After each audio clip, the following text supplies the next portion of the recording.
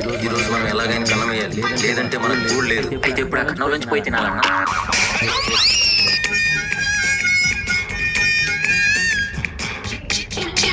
ఎవరంకుల్ మీరు?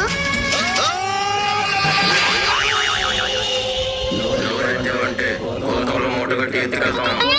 మోట్లు మోసేవాళ్ళ? మమ్మల్ని చూస్తే అర్థం కావట్లా? అమ్మ అర్థమైంది అంకుల్. ఏమర్థమైంది? మీరు అసలు స్నానం చేయరని.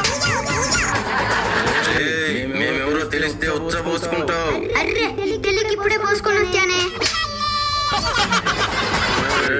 మేము దొంగలం.